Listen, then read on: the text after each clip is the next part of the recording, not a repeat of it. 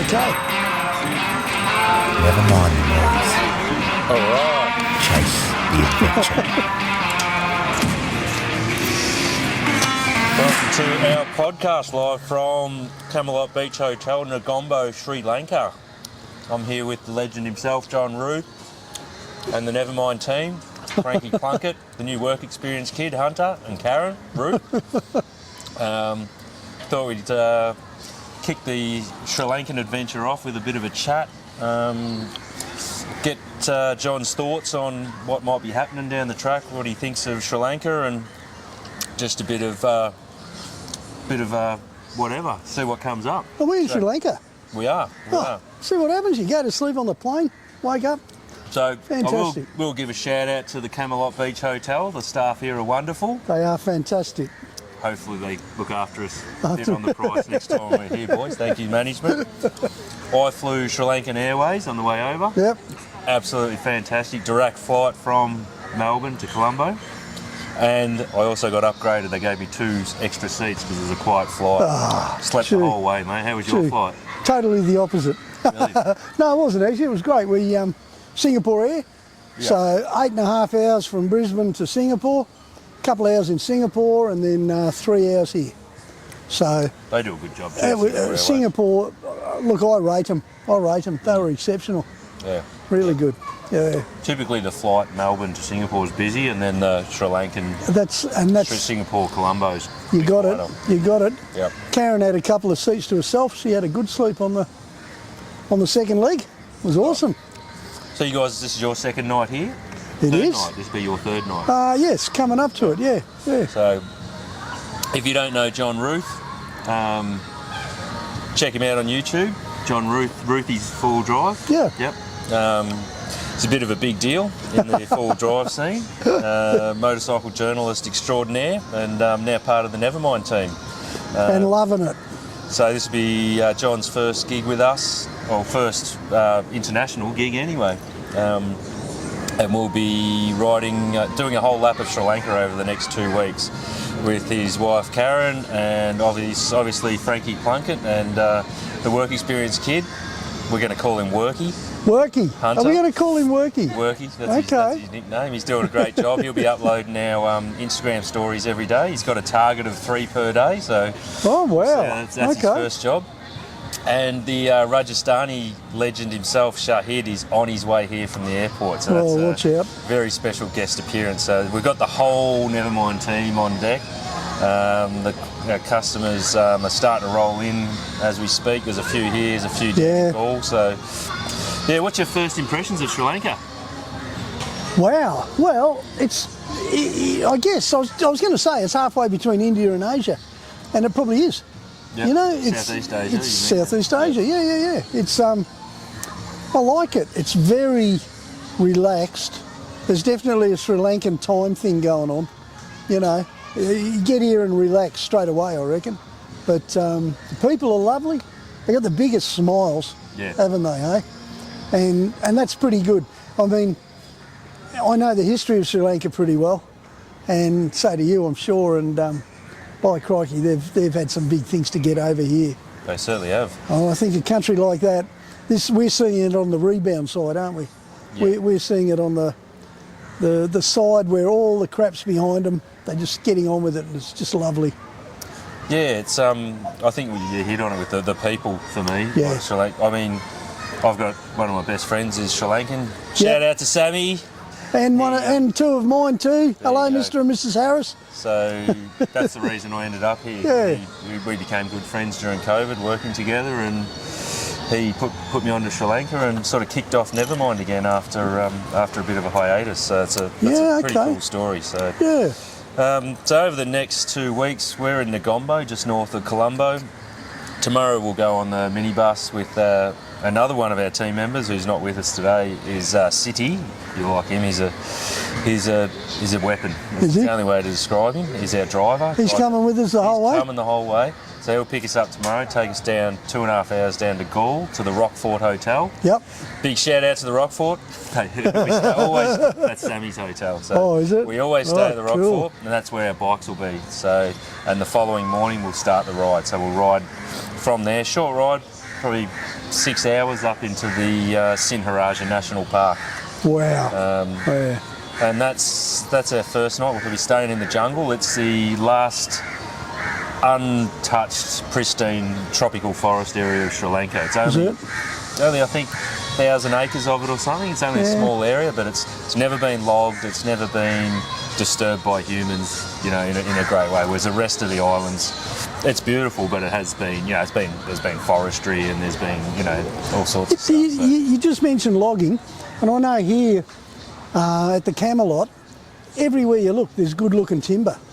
Good-looking timber furniture. There must have been some beautiful timber here at some stage, eh? Oh, there would have been some big tropical hardwoods. Hardwoods, yeah. You'll see them as we travel around. So, Fantastic. I mean, this Sigiriya National Park is also famous. I reckon it's the last place in Sri Lanka that there used to be lions in Sri Lanka. Yes. All over the Sri Lankan lion. It's a subspecies of lion. Shirt. Yeah. And that's the last place one was sighted up there. I think in the 40s. So. Okay.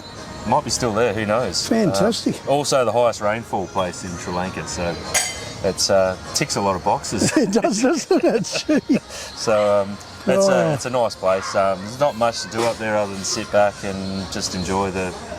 Enjoy nature. That's the first day's ride. Then we'll head down to the coast. We'll have a swim at Sri Lanka's most famous beach, Sigiriya. Yep. Just a beautiful horseshoe-shaped bay. We'll stop in there. Really famous with backpackers and digital nomads and that. And we don't stay there because it's not really our scene. We'll have a swim. We'll stir them up a bit. It's too much on the main road for you, isn't it? Yeah. No, it's off a bit, but you'll see what I mean when we get there. And we'll head down the coast about 40 k's to a place called Galle, and we'll have it all to ourselves. So perfect. And from there, we'll head up into the mountain. No, we'll head to Galle National Park. There's a lot of sightings of wild leopard there currently, so we should. Ooh. There's a probably 80% chance we'll see a couple of wild leopard. You told me that before we came, which is why I pulled all the pads out of Karen's jacket and sewed some chops in there. Oh yeah. Because she loves cats, and I thought it might help bring the cats, sort of attract them to her. Anything to get them out of the forest and up near the jeep safari. So yeah, okay. We've got a driver we take out, the same guy, so hopefully he's available. He knows the place like the back of his hand. He's there every day, so he gets us to the good spots. Then we'll head up into the mountains to Galle. So we in jeeps? In the national park. Jeeps or they're like a flatbed. Oh, so they're not made by Jeep? No. Oh, they're old Land Cruisers and Hiluxes. Oh, way better. Yeah. Okay. With a, I don't know, you'll see when we get. Going to feel right at home. They're set up for just safari trucks. trucks, yeah. It's a bit touristy, but excellent. When you see a leopard in the wild, that's worth That'll it. do. So then we'll head up into the mountains to Galle. We're up at about, I think it's about 1,500 metres. It'll be nice and cold up there. Probably get a fair bit of rain. Clouds on top of the hills, a bit like a Lord of the Rings type setting. Oh, so wow. Beautiful. Okay. Down the coast, Aragon Bay, the surf capital of Sri Lanka. That's where they have their surfing championships. Did you ever surf there as a young guy when you were travelling around? No, I've never actually surfed in Sri Lanka. I've only ridden motorbikes. Okay, fair enough. I've done about 10 laps of the island on bikes, but I haven't actually surfed here. All my surfing's been done in Australia and Indonesia and Africa, as we were talking about. So. Yes. And then we'll follow the east coast up a couple of days, all the way up to the northeast coast, Trincomalee, which is where a lot of Aussies were based during World War II. World's largest natural harbour. Then we'll cut back down to right into the dead centre of the island to Lion Rock, Sigiriya. I hope you've been training, Roothy. I have actually. It's a bit of a walk up. I've been walking all the way to the bottle shop and back. Okay, well, let's see how you go. Sigiriya is so Lion Rock. It's like there's a lot of. Is it a natural rock? It is. So what it looks like to me is it's like maybe it was volcanic and the magma has solidified and then the volcanoes eroded around it, I think. Oh, okay. But it's pretty flat jungle all around. So you get up there, you can see the whole of Sri Lanka, it feels like. Wow. There's like an ancient palace at the top, like the remains of it. Oh, it's fantastic. Like no one can really work out how they got these 2-ton blocks of granite to the top. Up the top. And all these incredible plumbing, like they have water up there, fountains, swimming pools, all sorts of stuff. Oh, far out. What's that dated at? Well, depends what you believe, but officially the archaeologists say sort of, around the 200-300s sort of thing. Oh, so okay. not that long ago. Around the 800s, I reckon the Buddhists sort of Took over, started living up there, Buddhist monks. But there's a few sort of empires, like that was the capital of Sri Lanka at one time. So a few of the rulers lived up there and sort of ruled over the lands. But there's also a lot of theories that aliens built it, a bit like the pyramids. Like, well, I think they might be onto it. When you get there and you sort of look around, you go, none of this makes sense. None of it makes sense. I think the archaeologists might be, I don't know, I'm suspicious on them. The thing about archaeology is that the rules change on a regular basis. Yeah. And if they followed their own rules, they'd never dig anything up. They'd leave it until the next generation could do a better job. Do you know what I mean? Yeah. Like they're always saying, like, Schliemann dug up all these places in Egypt in the 1800s, and they go, well, if he hadn't done that, we could dig it up now, we could date it all. Yep. And we'd have DNA and we'd have all these other things. Yeah. But the fact is that in 200 years they'll have X number of more stuff, won't they? So that's right. The technology changes. It's a funny game, archaeology. Anyway. I think there's something more going on than we know about anyway. Yeah. So. It's a very magical place. This morning, Karen and I went to, we went to a couple of Catholic churches and a couple of Buddhist places. Yep. And the Buddhist stupas here are magnificent. Yep. And they felt very special. They really did. There's some of them that are up to 5,000 years old. Yeah. Like on the east coast. Like wow. Stupas and old monasteries and they've been here a long time. It is I'd said to Frankie, it's just full of surprises. Like it's a land of surprises, and that's like, even we find new stuff every time we come here. It's unreal. And Negombo is a great little place to kick it off, I think. Yeah. And as far as adventure goes, you can't get much more adventurous than a country like this. Yeah, it's funny. It probably doesn't conjure up, a typical sort of Himalayan or Patagonia type adventure, but as you get around the island, you realise, hang on, there's a hell of a lot more going on here than what the rest of the world knows about. And it's, the world is waking up to it and starting to come here, but we've still largely got the place to ourselves. It's every year seems to be a few more tourists getting here, but then people are talking about it a lot. So great for the locals. But that's usually the bikers and the surfers that come in first. And, always. Pioneer the new areas. Like that's what Bali was 50 years ago. So, but from Sigiriya, so we'll climb the rock, and then we'll ride down to, from there, one of my favourite days riding. It's a big day. We ride from there up to a place called Nuwara Alia, which is a old British hill station, and it's right up in the mountains. The ride up is incredible. You're just twisting and turning all day, and tea plantations. Whoa. And then it's where the British government, they'd rule from Colombo in the cooler season. In the cooler season, and then move up there, like similar in India. Same. Yeah. They go up to there on their holidays, and now it's a bit of a honeymoon capital of Sri Lanka. So the locals take their girlfriends up there and Tinder dates and whatnot, and see what happens. Swipe left, swipe right. Yeah. So one thing I did want to do is we'll talk. I know you're a jerky fan. I love jerky. As am I. So I bought a shit ton of jerky off a local jerky manufacturer in Geelong. Yeah. Fat V. Big shout out. He's looked after us here too. So Fat V beef jerky.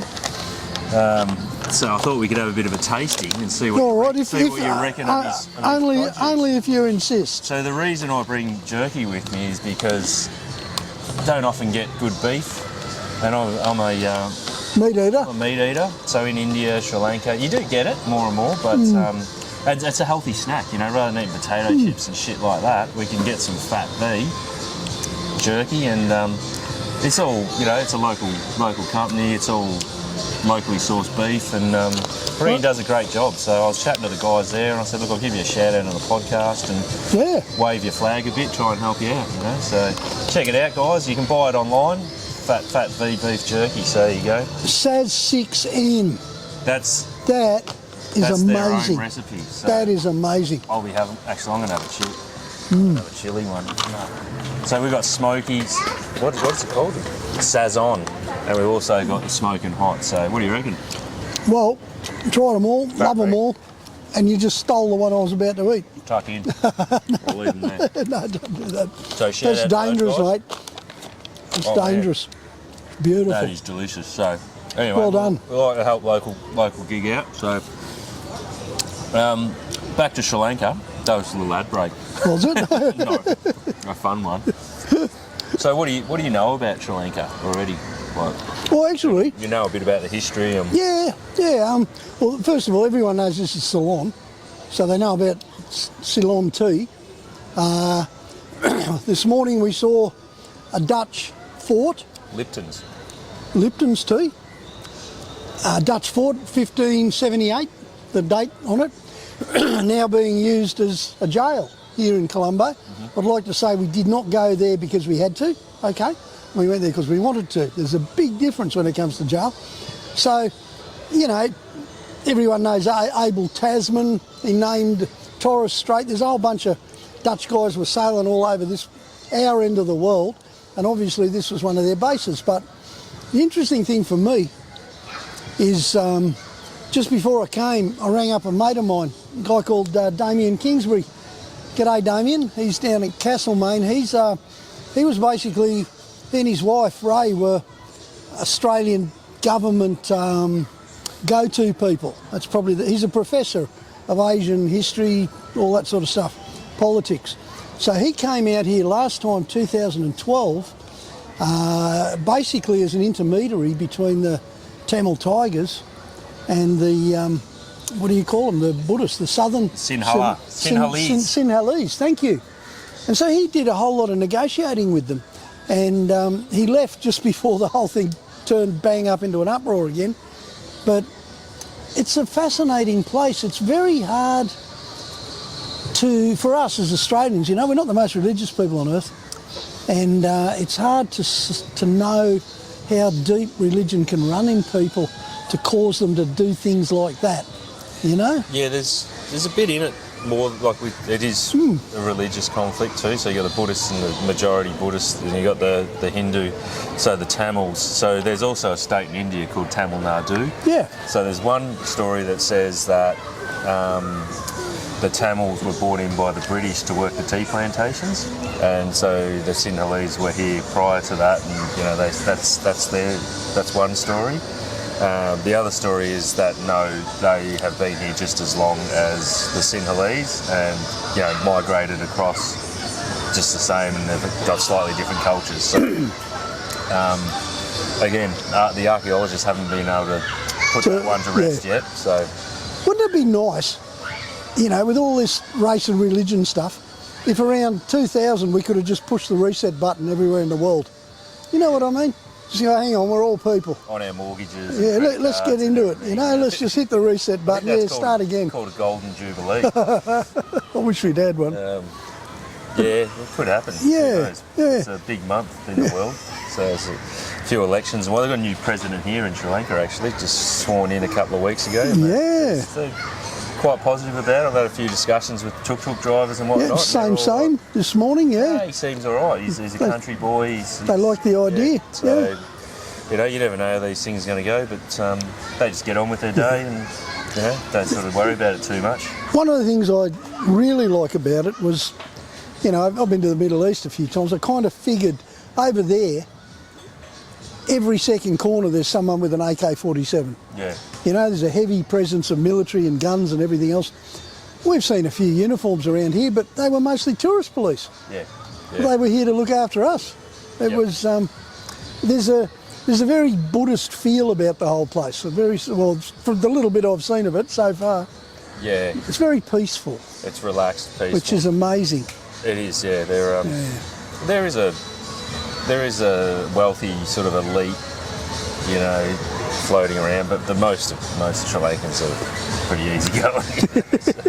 Yeah, I must admit, it's kind of nice not to see so many BMWs on the road. No, you will see a few cruisers as we get around, Land Cruisers and whatnot, but there's not a lot there. So. No.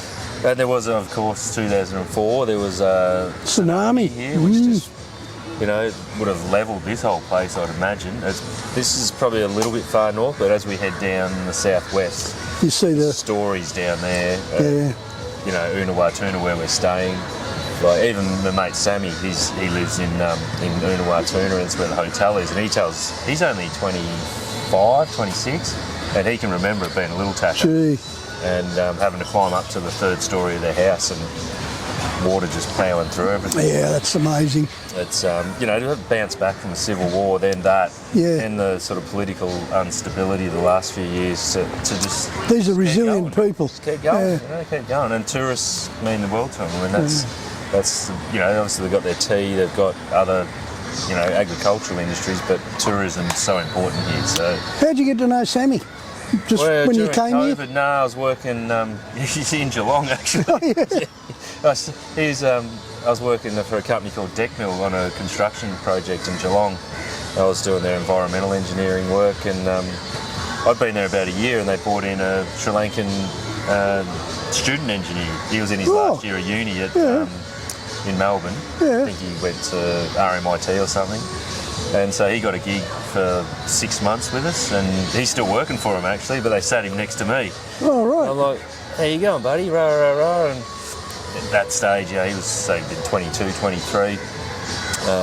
But a top bloke, like just a really nice kid. And it's like, oh, my dad owns a hotel in Sri Lanka. I'm like, he goes, oh, but real quiet, the tourists aren't going there at the moment. I'm like, I could probably help you out with that, Like, I wasn't, You weren't running tours, was a thing of the past at that stage. Yeah. Then we sent a few emails around. Next thing we had a group of bikers going, and we stayed at his hotel for 3 or 4 nights and a few parties there, and put some money through there and did a lap of the island, and it was a winner. Yeah. And it kicked off our whole caper again, and it got them going again as well, which was great. And we've been great mates ever since. I'm close with his family now. They all live here. Yeah. It's just chance meeting. That's fantastic. He'd never even had a beard before he met me. Oh dear. He'd never been camping. I took him camping one day, and he's like just in the bush, sleeping out in the bush. Woke up in the morning, and he goes, "Hey mate, where do I go to the toilet?" And I gave him a shovel and a roll of toilet paper. I said, just go out there, he'd be right. Just bury him. Just do a one-nighter, Yeah. He just got in his car and drove home. He goes, I'm not shitting in the jungle. All right. But yeah, I've got a lot of funny stories about that kid. But, I had a problem like that once with one of my Japanese tours years ago, and I'm in the middle of the Simpson Desert, and we pulled up for a break. And I've done the usual tour guide thing, because there was 4 girls on that trip. And I've gone, girls' toilet and boys' toilet, and the girls have wandered off and the boys have wandered off. And they came back half an hour later, we're getting ready to go. I'm missing one bloke. So I did another head count, I'm still missing one bloke. So I hop on the trail bike. It took me 15 minutes on the bike to find him. He was still walking, looking for the toilet block in the middle of the Simpson. So, there's more than one person who won't...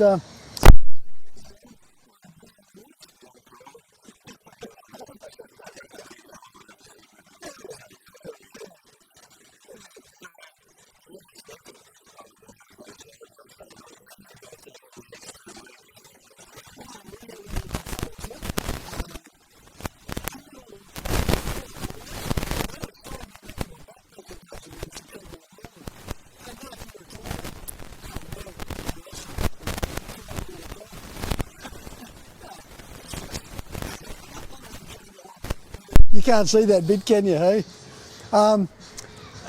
Look, what am I expecting? I love Enfields, so that's a start. I had a 350 Enfield once in India. I've seen the sort of touring you do. I've looked at the videos and looked at your channel, your YouTube channel. You're a back road.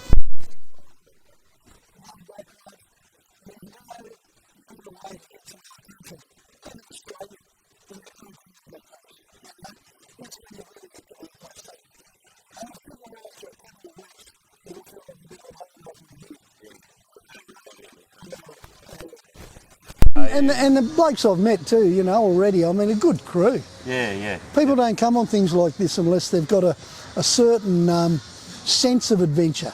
Oh, there's some You know? there's some characters on this one. Yeah, Don't you worry. yeah. Some of our regulars. Oh yeah. Nick and Dougie and Dom and all the boys are already down there because they couldn't wait. They had Wait. They had to get down there earlier and have a bit of a Get have a bit of started. a private tour on the bus with City. okay. So, Okay. but they're a lot of fun. So I've seen what you do, and I've met plenty of people who've been on your trips. And if that doesn't get you going, yeah. you know, you could be dead. You better check. So is there anything that you sort of really like that you've heard about here that we're going to go past that you're really looking forward to? Like you've spoke about the national Hills. parks, the wildlife, Yeah. the Lion Rock. There's Trincomalee, the harbour. There's the mountains, the hill stations. Anything that you like? I can't wait. I've got to see that. I love my history, so I love, and I know a fair bit of colonial history, Yeah. you know, and I love seeing that kind of stuff. But at the end of the day, for me, nothing is as in your face as riding a motorbike. It's always been that way. And so here we are in this magnificent country that never explored on motorbikes. You can't get much better than that. No, you can't. You know, really, like, it does take a particular kind of person.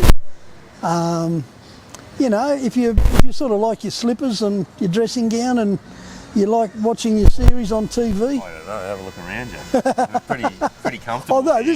Oh no, no, I'm not talking about just comfort. I'm talking about getting out of your comfort zone, I guess. And I say to the guys, all the guys that come on our trips, like, you know, give yourselves a pat on the back because, yeah, you know, particularly if it's your first trip with us, because it takes a lot of balls to pull the trigger, you know, book that trip, and then you're over here and you don't know really what you're getting yourself in for. You know, 99% of the population are never going to do it. no, exactly. So you're in the top echelons of society, in my opinion. Straight away. No, well, I've always thought that. If you ride a bike, you're up there anyway. But Do it in a foreign country. do it, even yeah, better. yeah. And this, you know, for me as a younger bloke, that kind of stuff wasn't available. Yeah. And when it is available these days, it's usually priced right up here, Yeah. and it's involving sort of house deposit type numbers, Yeah. and new BMWs and all sorts of other stuff. To do it like this is a purist way of doing it. Yeah. You know? Well, we try and keep. I mean, Yeah. what we give you in Sri Lanka for money, it's only what 700 or something like that. Yeah, And it's I love it because especially when people it's their first trip because you can really blow people's minds and go they're not expecting the standard of accommodation and you know riding and bikes and everything that we can provide in Sri Lanka because it's such a good value place to travel. and if you like seafood, it's pretty special, isn't it? I've had Struth. lobster twice and I've only been here for 3 days. Lobster thermidor. Yeah. I can't walk past it, a lobster shack without ordering one. So that jerky's bloody good. Isn't That's it? beautiful. You I'll tell can't you stop what. eating it. Shout out Have again. Have a chili one. Wow. If there's any left. Oh no, there's a little bit in there. We'll be testing a bit of new gear on this ride. So I've got my new showy, I can't remember what the model is, but sexy new helmet. So. Hello, sir. Oh my God! Walk straight in on a podcast. the Prince of Rajasthan. Come in here. He's freshly arrived from Rajasthan. Sit down, boss. No. John, this is Shahid. Shahid, I've heard so many stories about you. Where's the whiskey? Yeah, so we'll check in maybe later in the week, next week. We'll do another podcast or something, let you know how it goes. You wear goggles with that or sunnies? Look at this. Look at this. So, there's a lever here. Oh, Anyway, here. oh, look at that. Hey? Built-in rocket man. Jade. Yeah. Yeah. But missing a cheek pad, but we'll change that. Yeah. We've got not a new second-hand Lumix camera. We've got the Rode audio. I've got the drone. The work experience kid's going to get his head around that. Are you going to be flying the drone, are you? What's going on at Nevermind? We added another trip to Patagonia, so we filled up our first one in February. So in March we've got a Patagonia ride, which You know, a lot of people don't know where Patagonia is. well, it's Chile and Argentina, so There you go. the Andes Mountains, but the far south. So you know, South America's like that. It's kind of that bottom little bit. Yeah, it's beautiful. Mickey Mouse? Yeah. Oh, yeah. The riding's incredible. It's very remote. Like you won't see a lot of people. There's no tourists there. It's pristine environments. Andes Mountains, they're like the Himalayas. We do start in Argentina, then we go over to Chile. We've got 4 nights in the mountains in Chile and on the coast, and we come back in Argentina down to El Calafate. That's where we end our ride, and we fly back to Buenos Aires. So, do you hear that? March, do you hear that? people. How So, good does that sound? What's happening over there in March? it's summer. Oh. So we're just doing February and March because it's a short season. Yeah. It's a more expensive trip than Sri Lanka, but it's worth every bloody cent. Yeah. Like it's Yeah. if you everyone who does it just is Yeah. wrapped with it. So it is what it is. So with Nevermind, you get to go to places you've never even heard of, let alone know someone who's been there. Well, there you go. It's pretty amazing, isn't it? I'd love to get you on that one. Yeah, One of obviously. those Patagonia ones. So there's a few spots left on that one. So it'd be nice to, if you're interested, get in touch. www.nevermindadventuretours.com.au or give Frankie a call. Anyway, you can call, even though we're in Sri Lanka, we've got this new fancy app that you can call our office number and it rings us anywhere in the country as long as we've got Range. data. Yeah, so, which is most places. So give us a buzz, say good day. So tomorrow we'll be heading to Galle. You talk about history and you like that old colonial history. Galle Fort will take you there. It's Magic. amazing. So again, the Portuguese established that. The Dutch had it. It might be the other way around. I can't remember, but it'll come to me tomorrow. The English had it, and now the Sri Lankans have got it. So it goes back to the 1500s. One of the oldest, European impacted places in the country. So you'll love that. Still people living there. In there. Recipe time. Yes. Okay. Long time ago, I met a Portuguese guy out in the bush, come to Australia, and he's out there, and we were going to have a cook-up that night, and he showed me how to cook conquistador steak. Ooh. Have you ever heard of this? That sounds like something we'd eat in Patagonia, though. Oh, well, I hope you do. I hope you get a chance to eat it somewhere. And basically, it all came about because the conquistadors only had their swords, right? So they'd chop up a cow, chop up big hunks of steak, thread it onto the sword, and they get rock salt, bay leaves and garlic. Crush it all up together. It's so simple. I need to eat some meat while I'm listening to this. And then they literally just bang. You can just do it. You don't need a sword. You can do it with a kebab stick and little chunks of beef. And then crunch it all together and cook it over a flame. So, you just turn it over the flames. And it forms a crust of salt and garlic and bay leaves on the outside. Jamie Oliver reckons you never cook meat without rubbing salt into it. He's never cooked anything this good. Man, fantastic. You'll see that there. We do a bit of that in Patagonia. Do you? Have a few farm stays and cook the meat. Lamb, we do a whole lamb on open fire and they put it on a rack. It's like South Africa, isn't it? The vegetable is chicken. Yeah. That's one of the highlights. Yeah. Well, we all like our food, but in Patagonia, that sort of stuff. Oh dear, my mouth's watering. So we'll go to Galle Fort tomorrow. You might have seen, that cliff guy that Sri Lankan bloke jumps off the cliffs into like 2 foot of water? Yeah. That's there. Is that there? Yeah. So we'll go and we got him on drone last time we were there, so unbelievable, this guy's an animal. What's his name? Strawberry Jam? I can't remember his name, I wrote it in my phone, but okay. Yeah. Jumpin' Jack. Jumpin' Jack Splash. Saturday we head to Sinharaja. Jump on the Instagram live. The work experience kid's going to be uploading stories all day, every day. He's getting very good at it. You might have seen some today. So he's there on Instagram, stories every day, at least 3. Yep. Maybe we might get really good at it and do 10 or 20. Who knows? Yeah. So he's our Instagram guy. So follow us on the socials, Nevermind Adventure Tours, Instagram, Facebook, YouTube. This will be all up. You're probably watching this on YouTube. We might do a couple of these along the way, and we'll see how we go. So thanks for listening. Check out the Patagonia trip. Check out Fat V beef jerky. Oh yeah, okay. And thanks John, thanks Karen for coming along. Matt. Thanks Hunter, the work experience kid. Thank you Shahid and Frankie. Wow, what a crew. www.nevermindadventuretours.com.au. do? What would Steve-O do? Who's Steve-O? Nevermind, boys. Chase the adventure. Fuck that, I'm not doing that shit.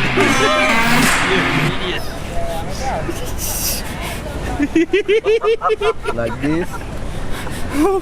Like this here. Okay, many pictures of 1,000 rupees. This one, my bro. It's not, Today, bro. no problem. Bro, it's cute. Yeah, not liking that at all. Please get this the fuck This is off small me. baby. Yeah. This one. No, bring him back, bring him back. Oh, look at him. He's sleeping like a little baby. This is fucked. I hate this. Can I touch him?